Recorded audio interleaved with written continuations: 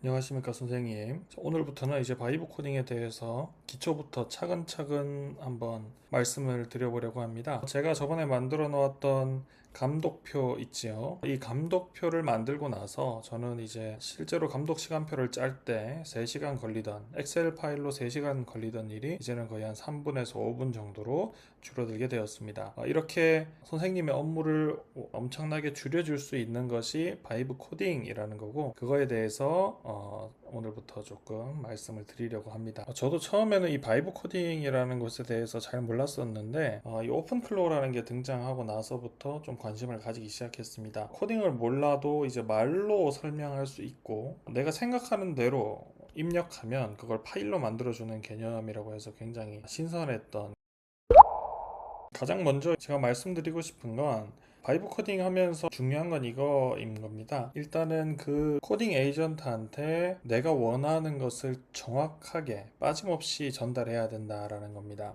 감독표를 한번 만들고 나서 실행을 시켜봤는데 감독 시간표 안에 같은 교시에 두 교실에 선생님이 들어가 있는 그런 결과물이 나오기도 했어요. 예컨대 홍길동이라는 수학 선생님이 2교시에 2학년 1반, 2교시에 또 2학년 3반 이렇게 같은 교시에 두 개 교실에 배치되어 있는 그런 사태가 발생했습니다. 만약에 바이브 코딩을 만들어 놓은다면 전혀 쓸모가 없겠죠. 이 지점에서 우리가 가장 중요한 건 뭐냐면 이 코딩 에이전트한테도 정확하게 설명할 필요가 있다라는 겁니다. 예시를 한번 들어보죠. 선생님 이제 학교에 다른 선생님들, 그러니까 3월이 되어서 새로운 선생님들이 오시면 그 선생님들에게 우리가 인수인계라는 걸 해드립니다. 자세히 보게 되면 그 선생님들이 뭘 일을 못하는 게 아니라 우리 학교의 사정, 그러니까 우리 학교가 돌아가고 있는 이거를 잘 모르니까, 분위기나 절차 이런 걸 모르니까 그것에 대해서 집중적으로 교육을 해주고 이해를 해주고 알려주면 그 선생님도 적응하고 나서 우리 학교 일을 잘 할 수 있는 거예요. 이게 또 똑같습니다. AI에게도 새로운 선생님에게 인수인계를 해주는 것처럼 그렇게 차분하게 우리 학교의 사정을 정확하게 설명을 해줘야 되는 거죠.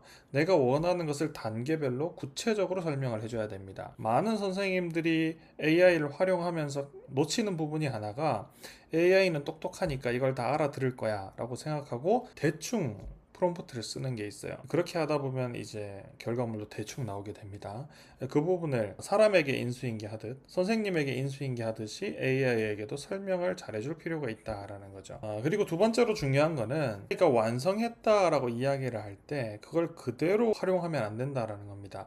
항상 AI가 완성했다라고 하면 그거를 선생님께서 직접 열어보고 검토를 하셔야 돼요. 예컨대 제가 감독표를 만들고 나서도 그 프로그램이 정확하게 구현이 되었는지, 아까 말했던 것처럼 어떤 선생님이 같은 교실에 2번 들어가진 않았는지, 이런 거를 확인하려면 선생님이 직접 열어보고 하나씩 다 검토를 해봐야 된다라는 겁니다. 그래야 이 AI가 정확하게 파일을 만들었는가 이걸 알 수 있다라는 거죠. 이제 바이브 코딩 기초 강의에 앞서서 솔직한 한계가 있다라는 걸 말씀드려야 됩니다. 일단은 먼저 선생님들이 무언가를 만들 때는, 지금 처음 만약에 시작하시는 분이라면 아주 거창한 걸 만들기에는 조금 시간이나 이런 게 부족할 수가 있어요. 그리고 지금 뭐부터 시작해야 되는 거냐면 아주 작은 도구를 만드는 것부터 연습을 해봐야 됩니다. 예컨대 우리 학교 학급 학생들을 위한 플래시 카드 만들기, 이렇게 클릭 해가지고 카드 넘겨가면서 단어장 외우는 거 있죠. 그런 건 아주 쉬운 겁니다. 그리고 이제 우리 학급 학생들이 청소구역이 배정되어 있는데 그 청소구역 배정을 랜덤으로 돌리기, 뭐 이런 아주 쉬운 것부터 바이브 코딩으로 해보는 게 가장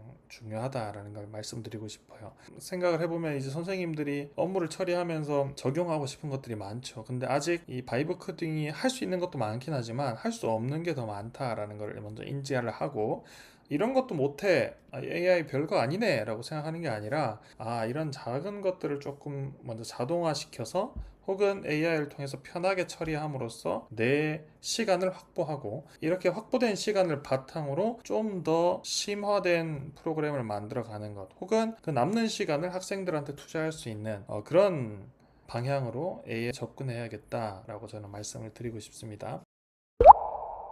그래서 이제 핵심만 말씀드리면, A에 대충 말하는 게 아니라 사람에게 인수인계하듯 정확하게 표현을 해야 된다라는 거, 조건이 빠지면 안 된다라는 겁니다. 그리고 마지막으로는 사람이 확인하듯이 항상 그 결과물을 직접 선생님이 검토를 하고 제대로 완성되었는지 하나하나 버튼을 눌러보면서 검수하는 과정이 필요하다라는 겁니다. 다음 강의에 들어오기 전에 선생님이 해야 될 숙제가 하나 있는데요. 뭐냐면 내가 하고 있는 학교 업무 중에 뭘 한번 AI에게 맡겨보면 좋을까라고 한번 생각을 해보는 겁니다. 일 하나를 찾아오는 거죠. 다음 시간에 이제 이야기해 볼게 AI를 직접 사용하는 선생님들 중에 이런 선생님들이 있어요. 제가 보람쌤이라고 가정을 해놨는데 어떤 선생님들은 이제 챗GPT에다가 이제 감독표 만들어줘 라고 하면 이 코드가 쭉 나옵니다. 그럼 이제 여기서부터 어떻게 해야 될지를 모르는 그런 선생님들이 계세요. 코딩 에이전트라는 거를 이제 처음 경험해 보시는 거죠. 모든 선생님들이 그럴 수 있고 저 또한 옛날에는 이걸 어떻게 하라는 말이야 라면서 조금 어려웠던 기억이 납니다. 그래서 다음 시간에는 요걸 가지고 직접 파일을 어떻게 만드는 거지, 코딩 에이전트를 직접 사용하는 방법부터 차근차근 한번 말씀을 드려볼게요.